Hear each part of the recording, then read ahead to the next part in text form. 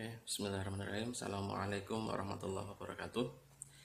Dari semua, hari ini kita akan lanjutkan kuliah online. Topiknya adalah distribusi T. Distribusi T kadang-kadang disebut juga ada istilah studentnya, student T distribution gitu ya. Jadi distribusi ini sebenarnya mirip dengan distribusi Z yang kemarin, hanya dia digunakan untuk sampel yang jumlahnya sedikit. Jadi dalam statistik sampel dianggap sedikit jika jumlahnya di bawah 30. Gampangnya kalau misalkan Anda punya sampel kemudian jumlahnya di bawah 30, itu tabelnya digunakan T, tetapi jika di atas 30 Anda gunakan Z seperti yang kemarin.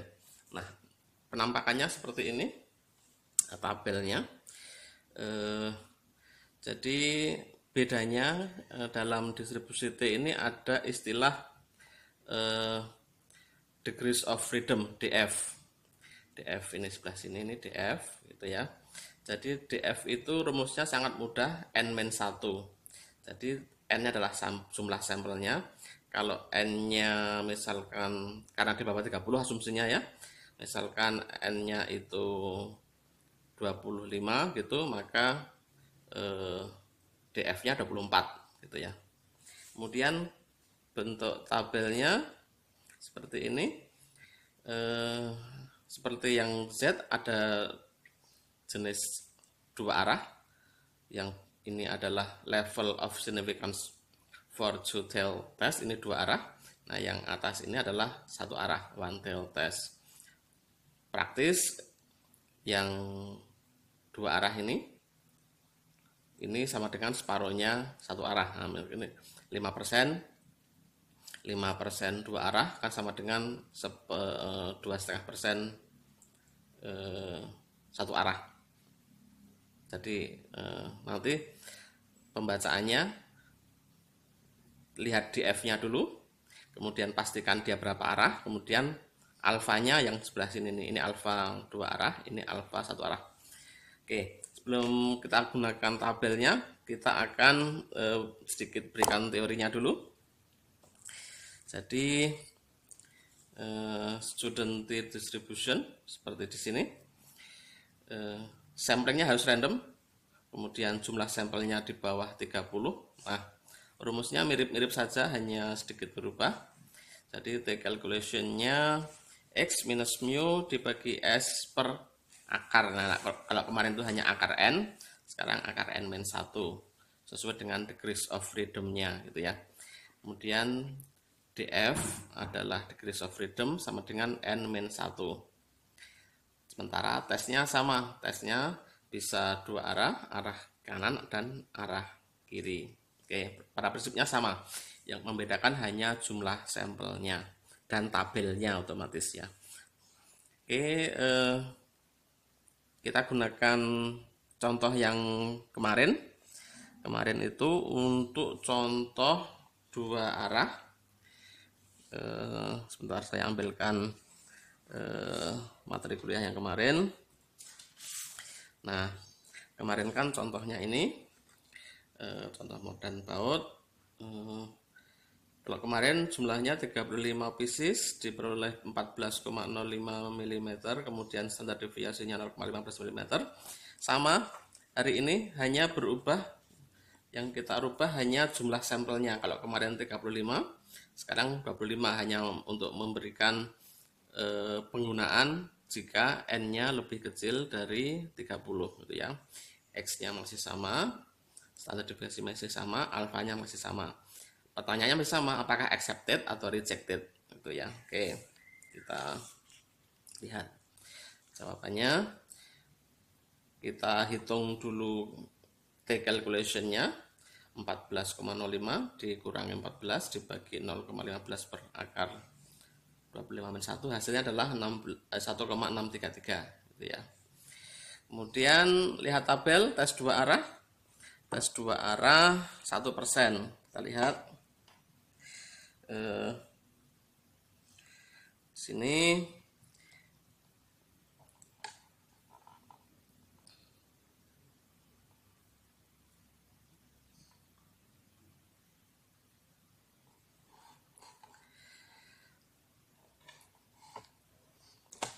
(24) tes 2 arah berarti 1% jatuhnya di 2,492. Nih 2,492. Sorry, 2 arah 24 1%. Sorry, di 27. Ini keliru tadi lihatnya. 2 arah itu berarti yang atas ini 2 arah 1%. Contohnya di sini. 2797 nih. 2797. Ya. Oke. Jadi T critical 2797 itu didapat dari tes 2 arah 1% dengan degree of freedom 24. Kemudian gambar T criticalnya sebelah sini 2797. Kemudian 1,633 itu masih di dalam accepted area. Berarti H0 diterima. Artinya pada kasus ini bautnya masih dianggap sesuai dengan speknya, diterima gitu ya. Nah, bagaimana kalau alfanya 5% dengan DF 24? T critical-nya nanti bisa Anda lihat di tabel yang sudah saya upload di 2,064. 2,64 masih accepted.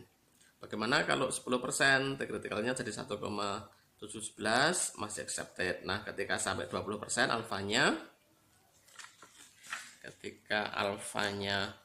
sudah 20% begitu, T criticalnya sudah 1,318. Nah, ini sudah ketika alfanya sudah 20% maka masuk pada area rejected gitu ya. Jadi semakin besar alfanya itu semakin membutuhkan angka yang presisi gitu ya. Oke, jadi sama prinsipnya dengan yang kemarin, hanya sampelnya yang kecil gitu ya. Nah, bagaimana kalau tes arah kiri? Tes arah kiri ya prinsipnya sama, hanya kalau tadi plus sekarang min gitu ya. Kita gunakan kasus sama dengan yang kemarin, hanya n-nya berubah, kalau kemarin 35 sekarang 25 gitu ya. X-nya volume dalam botolnya masih 595, saldo bebasnya masih 5 dengan sama dengan kemarin.